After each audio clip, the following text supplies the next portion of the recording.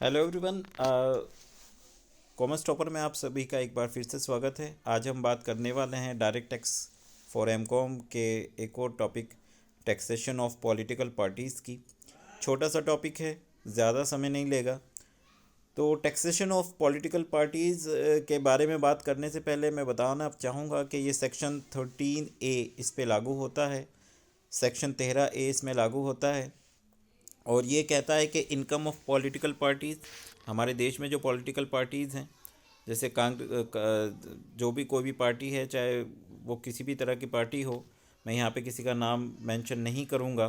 तो जो भी पॉलिटिकल पार्टीज़ हैं, जो भी राजनीतिक पार्टीज़ हैं, वो सब पार्टीज़ सेक्शन 13A में कवर होती हैं। तो यहाँ पे देखिए लिखा हुआ है कि income of political parties section 13A। तो इसके लिए कुछ कंडीशन इनको पूरी करनी होती हैं। ये कंडीशन क्या हैं, ये शर्तें क्या हैं? इनको देखो, मेंटेन करना पड़ेगा, इनको अपना अकाउंट मेंटेन करना पड़ेगा। ठीक है, बुक्स ऑफ अकाउंट यानी कि अकाउंट्स मेंटेन करने पड़ेंगे। फिर उनको ऑडिट भी कराना होगा सीए से। ठीक है, सीए से उनको ऑडिट भी कराना होगा।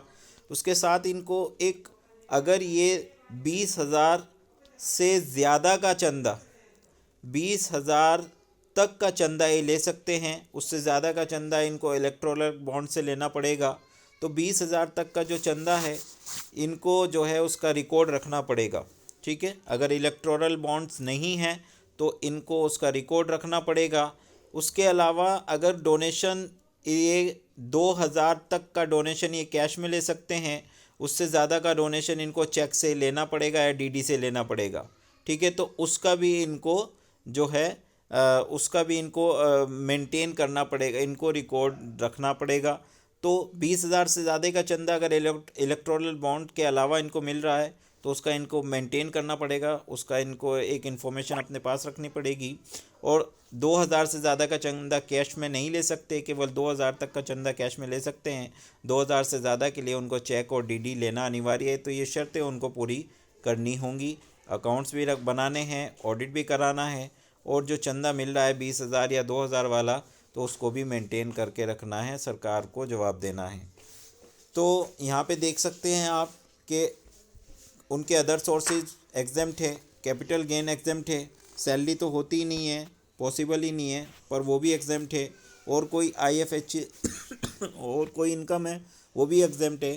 केवल बिजनेस की इनकम एग्जेम्प्ट नहीं है, वो टैक्सेबल है। तो अगर कोई पार्टीज बिजनेस कर रही है, उनका कोई बिजनेस चल रहा है, तो वो एग्जेम्प्ट नहीं होगी। ठीक है, वो एग्जेम्प्ट नहीं होगी वो। ठीक है, वो एग्जेम्प्ट नहीं होगी। तो अब मैं बात करूँगा कि शुड ऑल्सो, इनको फाइल रिटर्न करनी होगी। जो भी ड्यू डेट होगी फाइल की, इनको रिटर्न करनी होगी। और रिटर्न दाखिल करने पे ही ये अपना डिडक्शन क्लेम कर सकते हैं। सेक्शन 13A के तहत एग्जम्पशन ले सकते हैं। ये था टैक्सेशन ऑफ पॉलिटिकल पार्टीज, ये कंप्लीट हुआ। अब दूसरा एक और ले लेते हैं, टैक्सेशन ऑफ इलेक्टोरल ट्रस्ट। जो पॉलिटिकल पार्टीज़ की तरह ही एक इलेक्टोरल ट्रस्ट होते हैं, पर ये इलेक्ट्रॉनिकली अपना वर्क करते हैं। तो ये इन पे पॉलिटिकल पार्टीज़ पे 13A लागू होता है, इन पे 13B लागू होता है। Voluntary contribution received by electoral trust, इनको भी चंदा मिलता है। तो यहाँ देखिए कि एनी वॉलेंट्री कंट्रीब्यूशन यानी कि डोनेशन जो भी इनको मिल रहा है वो एग्जेम्प्ट होती है। If 90% of previous year surplus पर करेंट ईयर डोनेशन, के पिछले सालों की और इस साल की टोटल मिला के जितनी भी इनको डोनेशन मिली है और जो इन्होंने पॉलिटिकल पार्टीज़ को दे दी हो इस साल में, उसका 95% तक इनको एग्जम्पशन मिल जाता है। कैन नॉट रिसीव डोनेशन, ये किन से डोनेशन नहीं ले सकते? ये डोनेशन नहीं ले सकते सिटीजन ऑफ इंडिया से, इंडिविजुअल जो एक व्यक्ति है जो इंडिविजुअल है पर नॉट सिटीजन ऑफ इंडिया, के केवल भारतीय नागरिक से ही पैसे ये डोनेशन ले सकते हैं। अनदर इलेक्टोरल, कोई दूसरा इलेक्टोरल ट्रस्ट है उससे कोई डोनेशन नहीं ले सकते। गवर्नमेंट कंपनी से डोनेशन नहीं ले सकते। और फॉरेन सोर्स यानी कि विदेशी किसी व्यक्ति से या विदेशी किसी सोर्स से भी ये डोनेशन नहीं ले सकते।